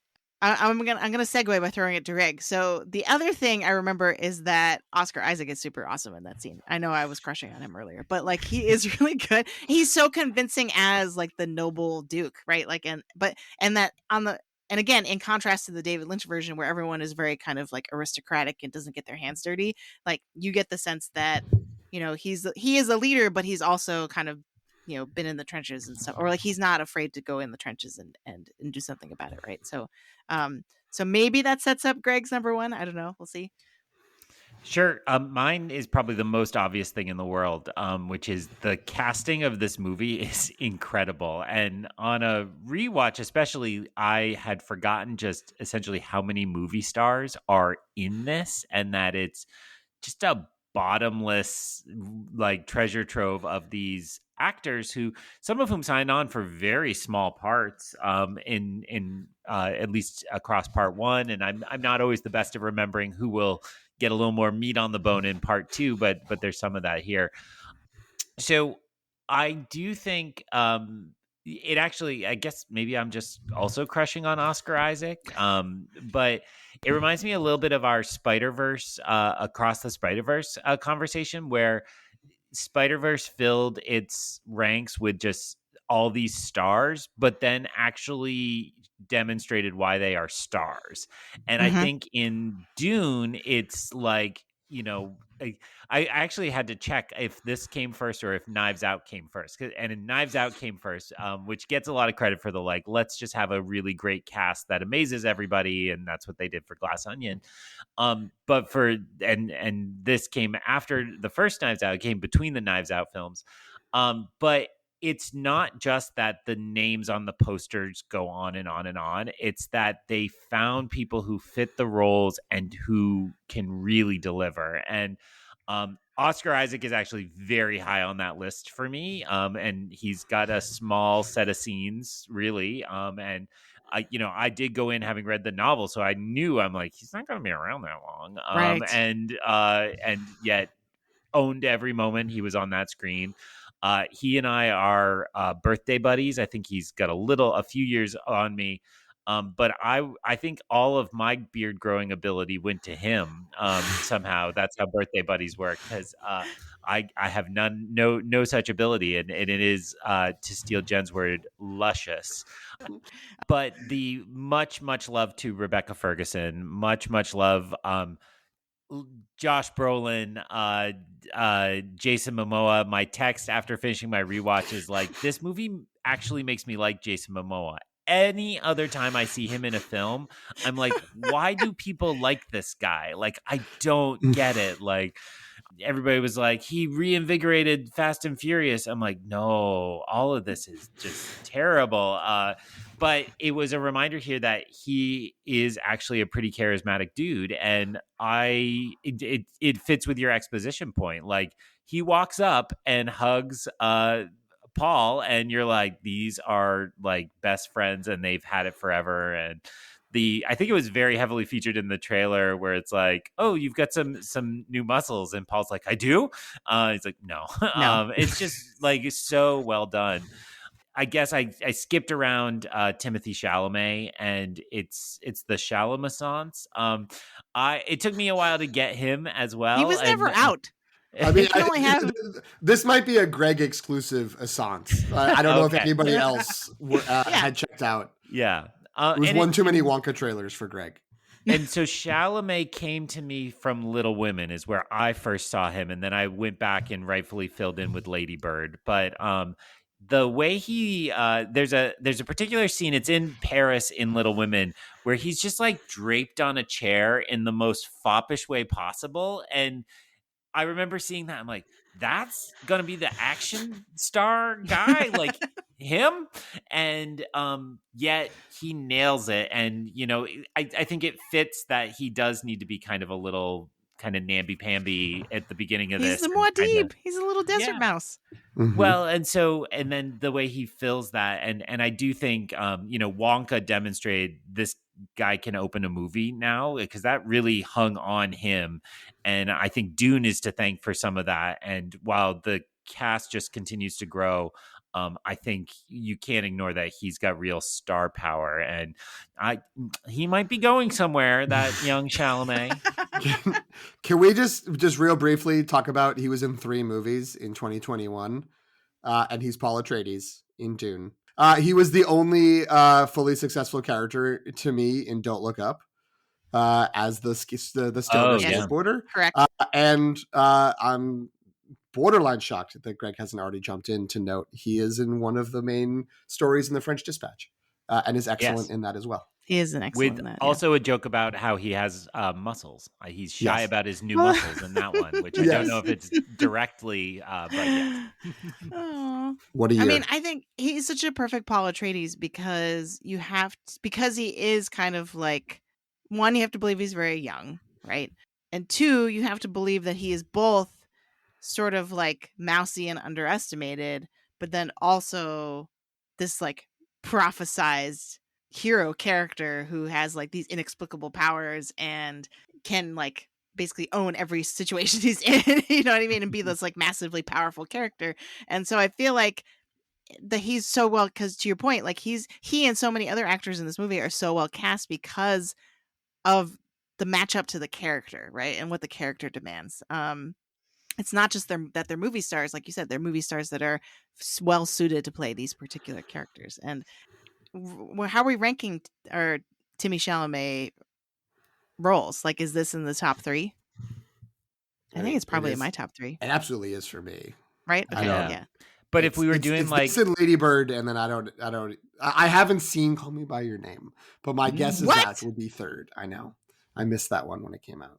Okay. And, Well, and now I'd Army be Hammer is a interested tough if watch. like general True. public puts this in there. I'm not using the normie word, but like this is a little bit like he's clearly like a heartthrob star to a big portion of the general public, and if you love him for those reasons, I don't know that Dune ranks. Like I think Lady Bird and Little Women might be higher Right. for a lot of Mhm. that side of his fan base. I also last year he was in the Bones and All. Is that what it Yep. was called? The Cannibal Love Story, which was I have like not seen that. crazy that he's out doing that, and people loved him in that. By which I mean people who find him to be attractive, because he was like loving and sweet, and also ate people. It's a weird movie, but he's a star. Totally go for it. Directed by Luca Guadagnino, Guadagnino? Oh, okay. Yeah. who is whose movie Challengers is back running trailers that I believe give away 90% of the movie because it's finally coming out again. I was like, oh right, I forgot that I already knew everything that happens in this movie except for probably the last 15 minutes. Yeah. That's fair. We haven't talked enough about Rebecca Ferguson. She's incredible. Never could. Never. Totally unappreciated. Should have been nominated for this and movie. I feel like, yeah. Oh, that's right. Oh, that makes me mad. Yeah, I think I can see the point, because I kind of remember echoes of this criticism back when the movie came out, that her part is not big enough, or that like she doesn't have enough to do in the movie. I don't necessarily agree with that, but I remember that being a thing. But when I was rewatching it this time, there's a scene where she's just in a hallway and her hands are shaking and she's like freaking out, and then she comes out the door totally composed, and I feel like that to me is like all you need to know about why she's amazing in this movie, because as a Bene Gesserit, she has to be like really stoic and kind of tough, right? But then at the same time, she's Paul's mom, and so she kind of has to play these two roles, and her character by definition is sort of like caught between these two worlds, right? Like I think Duke Leto actually says, like, I'm not talking to Paul's mom right now, I'm talking to the Bene Gesserit. Right? Like he forces her to like answer the question of will you protect him from both of those points of view, and I feel like she captures that really well. Like she had, like, it's clear that her character has a vulnerability, but that she like doesn't allow herself, unless it's like overcomes her, to expose. You know what I mean? That's my end rant. Jen, what is your final entry? Your number one on our my table. final entry is Desert Power. We need it. We want it. We gotta have it.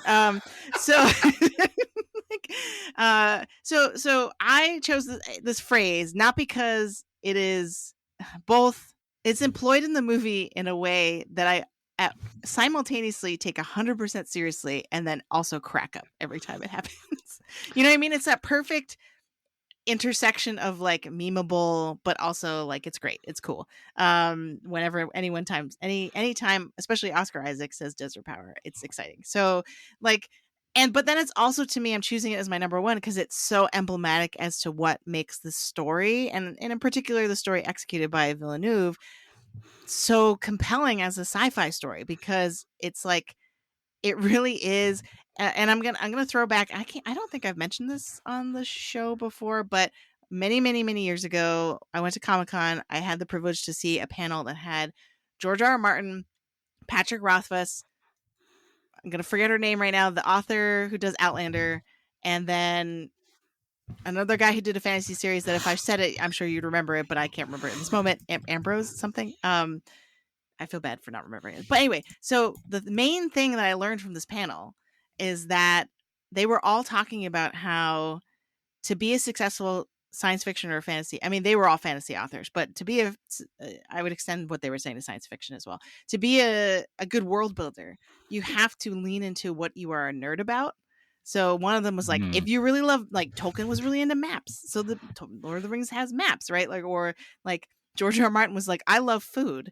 And so no joke, he said this. Like, he was like, it's no secret I like eating. And so like my scenes, oftentimes I describe in great detail what people are eating.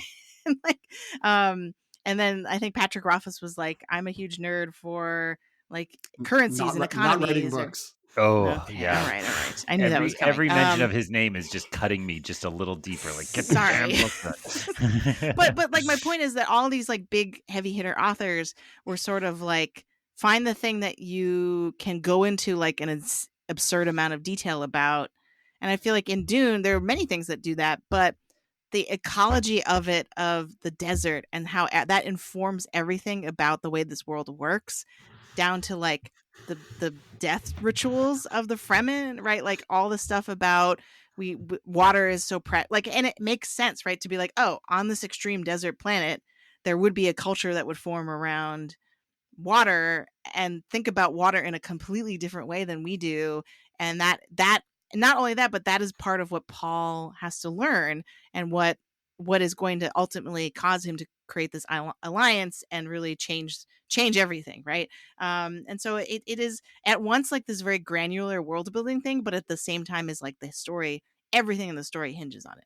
And I just want to add to that, one of the critiques of the movie from people who were just sort of going into the movie and did engage with it and didn't find it boring was like, this is kind of like another white savior narrative of like, the outsider comes and joins with the native people, and the contrast of the Atreides family and the Harkonnens as sort of stand-ins for European powers, and then the desert people being more the people of Arabic lands, is even more clear. I do believe in the book the Fremen talk a lot about waging jihad, which was a smart edit for the movie to not include that.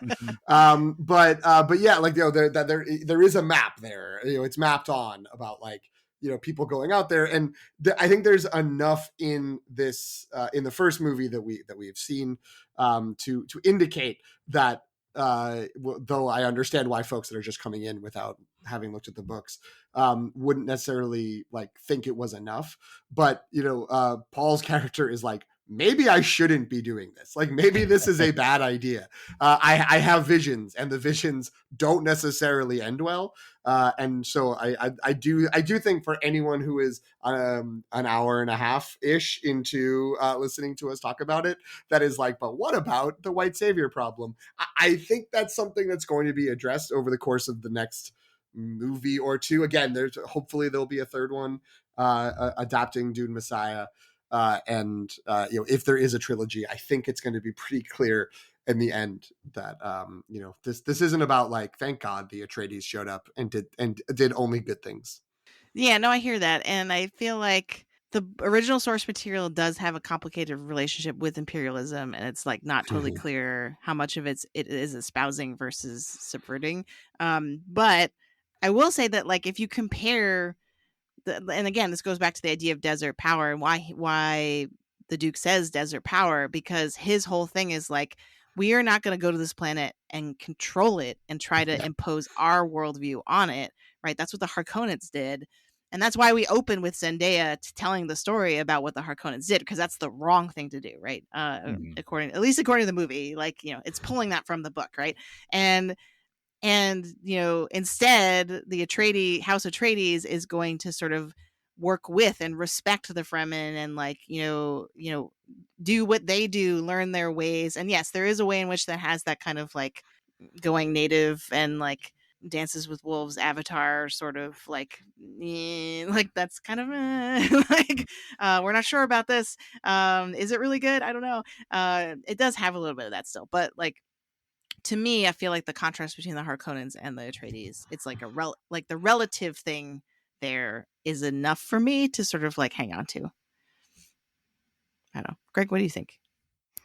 I actually, in my head, I was just thinking about how the production design makes the Harkonnens all monstrous in some way, and that also kind of rings true to Lord of the Rings for me, right? Like Lord of the Rings, it's like everybody good is pretty, even the dwarves, they're pretty in their own way, and everybody bad is monstrous. And so, honestly, at that moment, I was just kind of thinking about like, yeah, I think it is complicated, right? And I want to acknowledge that a lot of our art is flawed, and we sit in privileged positions that can ignore some of these things that other people can't ignore. But I also want art that tries, and that sometimes means art can't fully get the right message or all the way across. But I would much rather have Dune grapple with the idea of the white savior narrative and of ecology and of colonialism and all these things. And and I actually mean that in terms of Frank Herbert, and then in adapting it, try to change that and modernize it in important ways. And I think all of that, to me, is what mythology is supposed to do, right? Mythology is supposed to talk to your current moment. And I think we are maybe kind of, if people like this episode, we're maybe thinking about an episode of why Dune is kind of a different kind of franchise once we've seen the second part, and we can kind of piece this all together and do some comparison work. So I won't spoil the hypothetical episode a month from now, but I do think that some of these other franchises, they don't try, right? And I would much rather have a movie try and fail or come up a little short than not engage with the real stuff. And I also appreciate that some people are like, no, pew pew escapism is what I come to this genre for. But that to me is a difference between a lot of these kinds of franchises. So I'm signing up. I can't wait. I only ever read the first book. My understanding was read the second one and then forget the rest exist. And I understand that the mythology gets particularly tough, but really challenges. There's a reason why the second book is called Dune Messiah, right? Like Right. that says it all, and I don't need to ramble anymore. All right. Are we ready to end with an Oscars watch? Or Oscars, and watch meaning our watch has never ended since the last one Yeah, came one out. of my eyes has been on it the whole time. I thought that was what we do. Oh, but okay.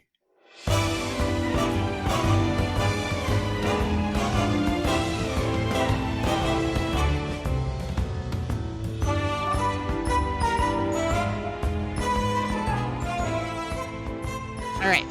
So let's start with Dune Part 1 at the Oscars, and then we can move to potential of Dune Part 2 at the Oscars. So this was nominated for Best Picture, Adapted Screenplay, Original Score, Costume, Sound, Editing, Makeup and Hairstyling, Cinematography. It's a pretty good haul. And also production design and visual effects, which I is didn't on the scroll next down. page. Yeah, Sorry. it's on the next page. That's okay. Thank you. All right, so it's even more than I thought. And it won 6 of those: score, sound, editing, cinematography, production design, visual effects. It had all the makings of a Best Picture winner. Now that I'm looking at this list. Was the list. biggest winner of the night in terms of number of awards, even though you may not feel that way if you watched it, because this was the year when I think 5 of those awards were given before the ceremony started. Before the that's televised right. ceremony started. Yeah. So I think Dune had 4 wins before the monologue. Boo, Oscars. We didn't get to so see before we that. get too far, I do think we should just finally reveal to our audience that the Oscar bumper is actually a Hans Zimmer composition, and he gave that to you personally after he won the Academy Award. Yeah. He actually invented a new instrument for it. That was he carved an instrument out of his Oscar and plays the there you go. John C. Little Right. theme, and somehow it made it so that I can never play it correctly. That must be built into the melody. Except this time. Yeah. So in everything you just broke down, what I hear and see in the document is this lane that has become like a lane, which is you have a prestigious movie that does things and we can reward it. I always think of this in visual effects. As soon as there's something that's not a superhero, it's like that's gonna win, because they really like value the non-blockbusters that do visual effects. And I think that speaks to the Academy voting body. Side note, the new Best Picture goes through the details of Academy voting in like granular detail. Everybody should listen to it if you're an Oscar nerd, because it was really helpful to Oh, you mean understand the big picture? the big picture. Yes. I don't know what I just said. I think you said best picture. It's fine. Oh, big picture. The big picture. They have on the guy who put ranked choice voting in place at the Academy, and he walks through exactly how it works. I was just listening to the Super Bowl episode with you two, and PT was like, "No, Jen, it works this way, it works that way," and it is very confusing, right? But he lays it out really nicely. But I think if we think about it, the larger Academy, even if visual effects artists may really appreciate something that's a blockbuster, I think the larger Academy looks still for Academy type movies. And that's what this lane is. I thought Poor Things was going to be in this lane this year, current 2023, and it seems like that hasn't quite happened. There was also a time when Barbie could be in this lane, and yet doesn't seem to be quite happening. So I see that lane here, but I just want to then underscore what you just said. It was like, but where are the wins at the top of that stack, right? Because the fact that there's no acting nominees listed, I think means Spectacle won out, because we all just walked through how so many of those would be deserved, but they're not there. So those are what's on my mind looking at these results. It's also weird because, you know, there is no acting. There's only 2 above the line nominations, but it felt like, oh, it's possible that maybe it'll just win those 2 and then be, you know, the Everything Everywhere, or what it seems like Oppenheimer will be, or the Slumdog Millionaire of the year.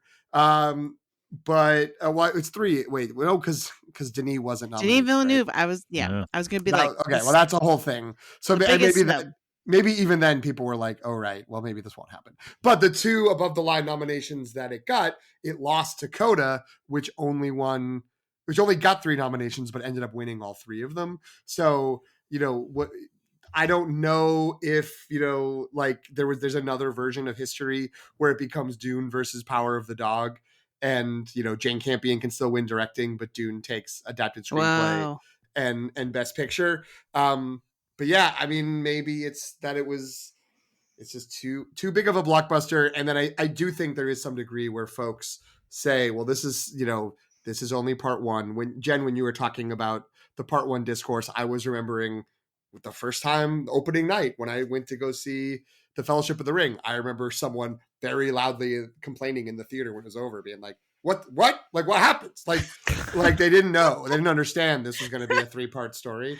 So, you know, I wonder if what's going to happen now, which is kind of strange because it's coming out March 1st and it'll be more than a year until the next Academy Awards, presumably, if they're not going to announce if there's going to be a Dune Messiah movie until they see if it can actually, we could be like, this is it. This is the end of the story. This was Dune. Yeah. Like, we did it, everybody. And then they'll like campaign on that and then maybe be like, Dune 3, Dune Messiah.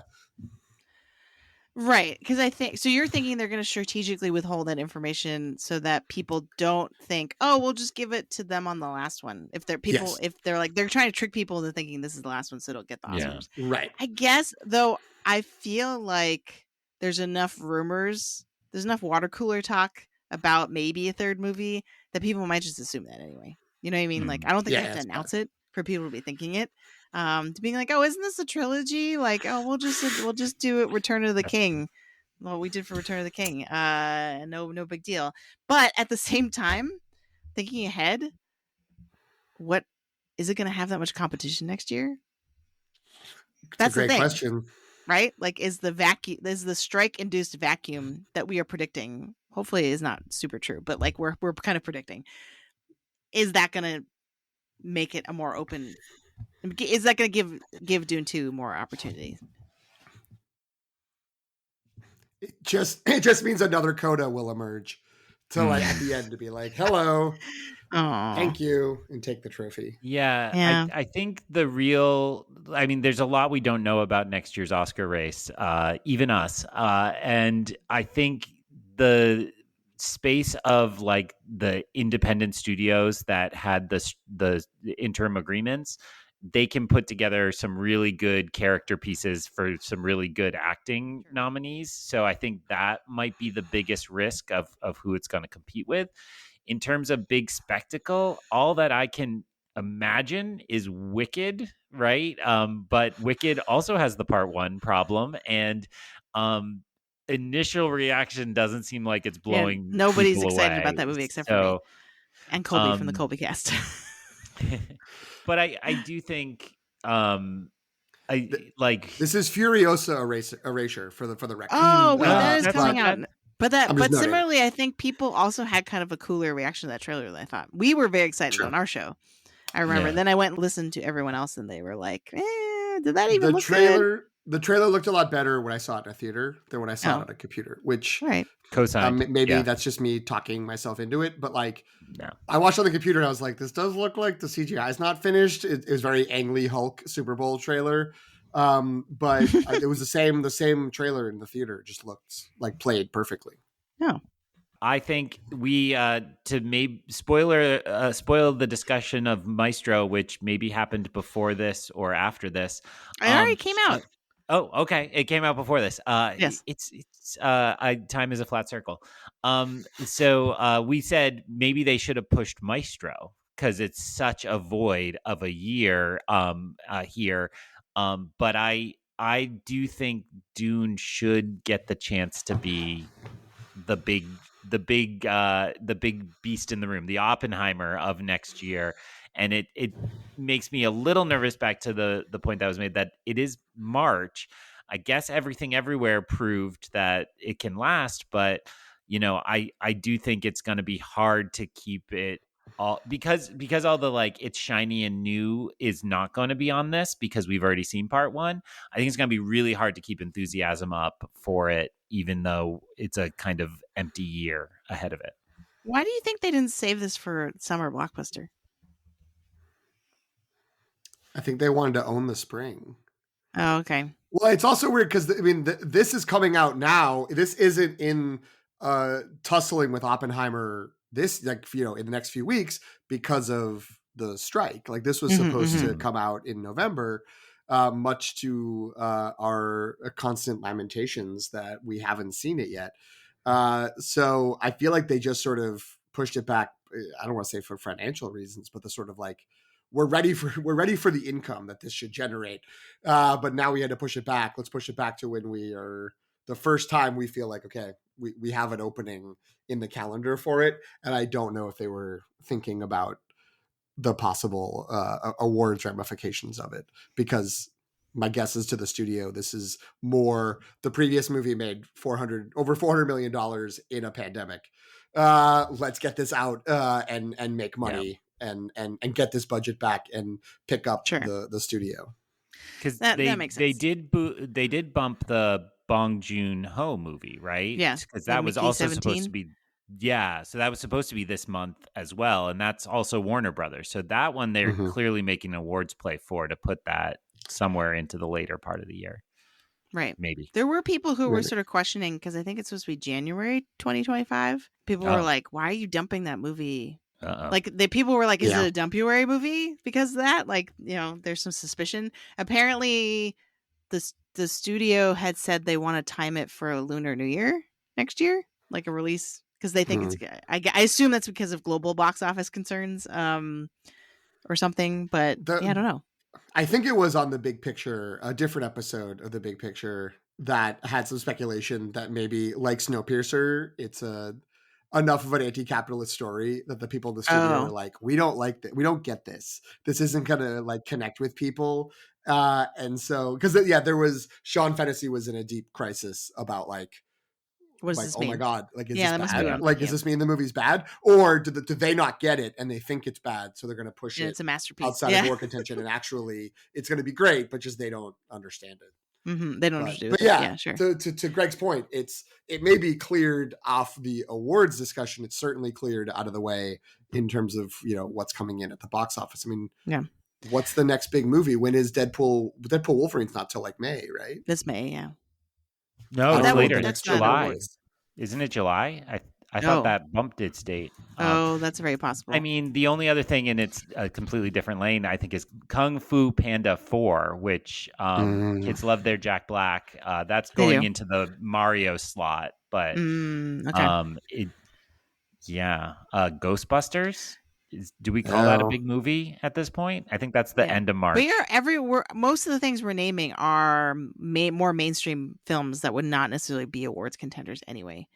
Yeah. Then that's the crazy magical thing about Dune is that it seems to intersect. It's both a blockbuster and a prestige film, and like it has enough to satisfy both of those audiences.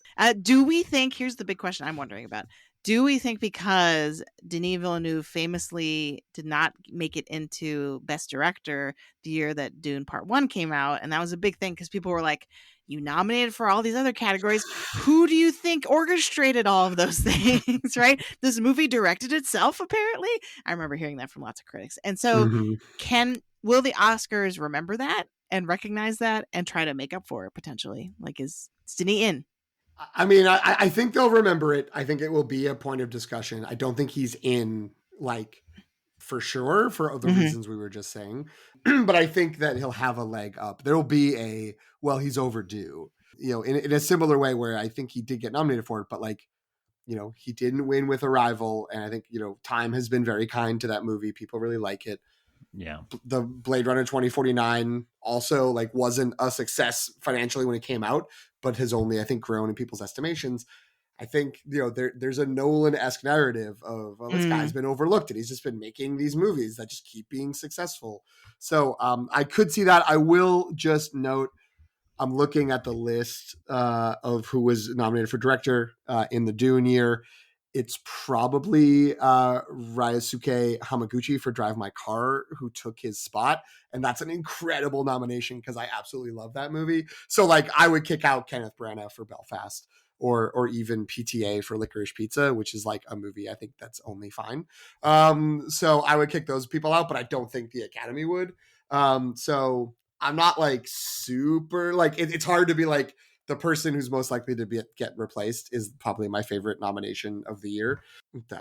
Sometimes you live by the sword, you die by the sword, I guess. So of nominations. funny you should mention this. Guess who just recently interviewed Villeneuve? Is it Ryosuke Hamaguchi? No, it was Christopher Nolan. Yeah, Nolan. Yeah.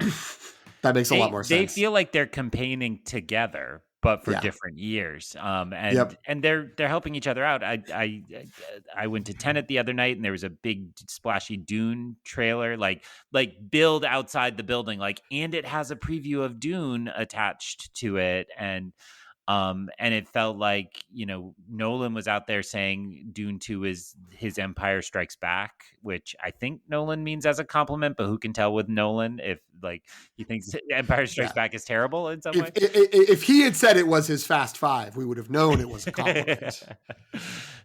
So, but I do feel like I don't know if they have a personal relationship that's longstanding or something, but they have both been as forcefully pushing their movies. So it is crazy that they are going to be an Oscar year apart as it comes down. I love the idea that Christopher Nolan has Best Director so locked down that he's campaigning other movies that haven't right. That he's like, come on, get in on this. Use my shine. What am I going to do? What else can I get Oppenheimer? Like it already has so much. Like, come to me, everybody.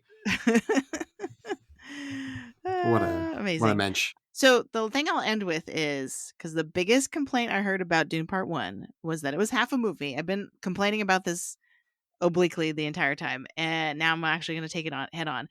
And I heard so many critics say they would give a glowing review of Dune Part 1, and they'd be like, but, I can't really review this film in full until I see Part 2. What is this? What do we make of this? Ugh. If it was called Dune and Dune Child of the Desert, you wouldn't hear that at all, right? Like, and this goes back to Empire Strikes Back, speaking of, right? Like that critics like, oh, blah, blah, blah. I just have no place for this. The same people who complain about it are like, I watch prestige TV where it's as complicated, as complex, and you'll watch a 10-episode season and not get that kind of fulfillment until 2 years later, oops, there's a strike, 4 years later or whatever. And like people just need to get over this. And I'm sure we can rewind the tape. I'm sure I complained the same thing about Mission Impossible, Dead Reckoning, formerly Part 1. It's like I think these things can acknowledge a relationship between them and have a larger story, but also just be a great time to sit and watch a movie. So go ahead and judge it. And yeah, I mean, I heard it the most on Spider-Verse in the last year, right? Like, have a movie. Yeah, I have feel a like movie. this is where it started. Dune Part 1 is what started the Part 1, Part 2 The only discourse. clarification I will make, and I'm 99% sure I'm sure on this, that when the critics saw Dune, it did not have the Part 1 title card. I think it was after those initial reactions that Warner Brothers was like, oh crap, I better put it on. So like, I think PT, you said you didn't realize till you sat down that it was Part 1. And I think that happened because of this. I had heard somebody express that they had not been told and that it is actually Part 1. So I think Warner Brothers acted very quick on those. I'll say prints, but whatever goes to movie theaters now. Like digital very, files, very large QuickTime files. I think, I mean, I do remember hearing, similar to how Across the Spider-Verse was initially announced as Across the Spider-Verse Part 1, that it was like, they're adapting Dune. He's not going to do the whole book. But there is, like, because it was published in 2 parts, there's a clear end to Part 1.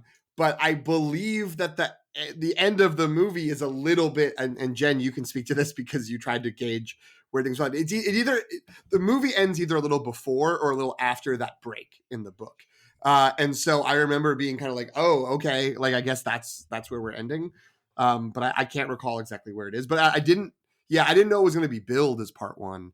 But that makes sense that it was a reaction to the initial sort of response. But yeah, I mean, I'm fully with Greg. I get it. Sometimes it can go poorly. It can be like, well, this isn't a satisfactory story because it was all set up. It only is like the first act, and it didn't function on its own. But like, it's absolutely fine for like an episodic type movie to like function as a movie and be absolutely like spellbinding and wonderful and enjoyable, even though it's clear that there's more story to come.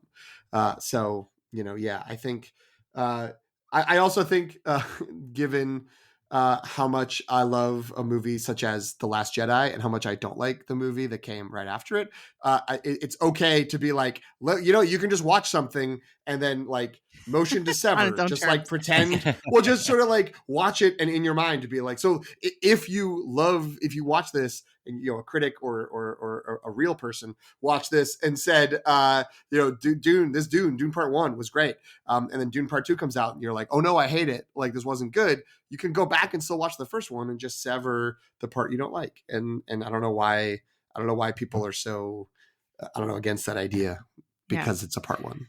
I mean, you could also say that there is an arc of the story in Dune Part 1 that does come to completion, right? Like there, it is more like the downbeat leading into Empire Strikes Back. You know what I mean? Like it's like the house has fallen, but Paul and Lady Jessica escape, right? And like that, and they find a new place. And yes, like literally Zendaya is like, this is only the beginning or whatever, right? But there are plenty of stories that come to a conclusion with a character starting a new life. You know what I mean? Like that's not crazy to end something like that. It's only because we know there's more and that the expectation is that there's more and that we need to see more that like that people feel that way, I guess. I don't know. But also like, yes, to go back to the original example of Lord of the Rings, like sometimes stories have multiple parts. Let's just get over it. But yeah, and I do feel like I feel like you can judge a Part 1 on its own without having to wait for Part 2. That just has never made sense to me. But and Dune in particular, if there's someone that's just like, well, I don't know why, in the same way people will watch like what Greg was mentioning, the 10 episode TV series, it's really more of a movie than a season of TV. And then you watch it and you're like, yeah, it was a movie. It should have been 2 hours. And you said you made me watch 10. That, this isn't one where it's like, well, I watched 2.5 hours. I only got half the story. They should have told the whole story in 2 hours because we have that version. It's the David Lynch version. It's not very good. It needed more space. So, be thankful that we have this one that has more space, one that has, is able to interpret the story better because of it. It didn't need more spice, but it did need more space. Hey. So yes, and I like, but I think what's interesting is that so many of the early reviews I've seen have been like, and this is I think where we'll conclude, like this movie is everything you love about the first one, but more and bigger. It's like bigger with more worms. That's what I said earlier. Like I think that's generally all the reviews can be boiled down to that. And so that's exciting, and it really seems to be coming out of the gate swinging because it's like 4.5 on Letterboxd right now. It's the highest rated film of all time on IMDb, apparently. Not Rotten Tomatoes. I got that confused, but like, so I don't know. I didn't know IMDb had movie rankings, I guess, or like ratings like Rotten Tomatoes did. I missed that. Well, I think it's just the scores that it's like Letterboxd. It's like people can give a score out of 10, I see. And then the cumulative average is the IMDb score. Yeah. I feel like it for a long time it would sort of be a fight between The Shawshank Redemption and The Godfather. In case you were curious about the demographics of the people filling out IMDb ratings, and then it's sort of become like, the new release blockbusters usually get like some shine up there for this. The one thing I'll say, like to try to temper my own slightly out of control expectations, is the sort of glut of reviews. There are the critic embargo was lifted, and critics have been pretty positive about it. But there also was like fan screenings. So presumably the general public who saw that are people who identify as fans of the franchise, who like were paying attention to wherever that was announced and jumped on it to go to like what I think was Sunday or Monday. They had like a preview screening that was aimed towards fans. So it's likely that those scores, that those are the kind of, like, and I, those who are the would be the right. They would be the highest scores. Right. But like those things have also blown up in studios' faces, and I've gotten like, I don't know.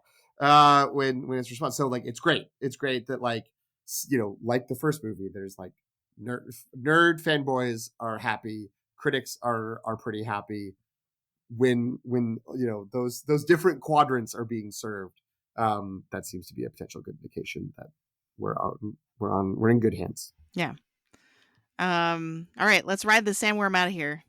Greg, where can we find your great work on the internet? I don't know at this point. No. Sorry, we've kept you up so late. Let's see. People can find my writings on movies and other topics at eoncanon.com. That's EYEONCANON. And I generally am on social media, including Letterboxd, with that handle. So please seek me out. Come tell me why my opinions are wrong or right. PT, where can folks follow the show? If they have made it this far, they really should be listening to us more often.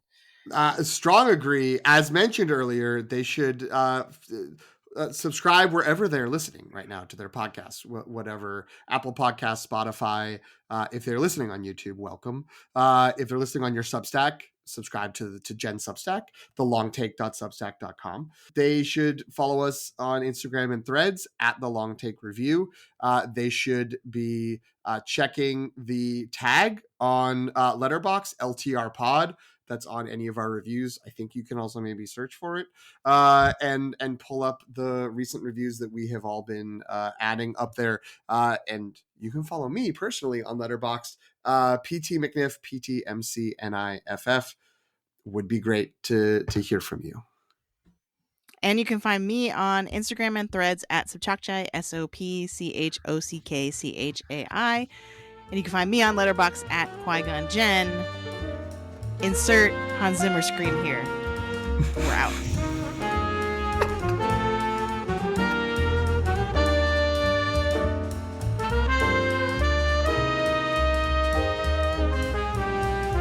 Thanks for listening. You can follow The Long Take Review on Substack at thelongtake.substack.com. Subscribe for free to receive new podcast episodes as well as written reviews of films with Oscar buzz and new films and series from pop franchises like Star Wars and Marvel.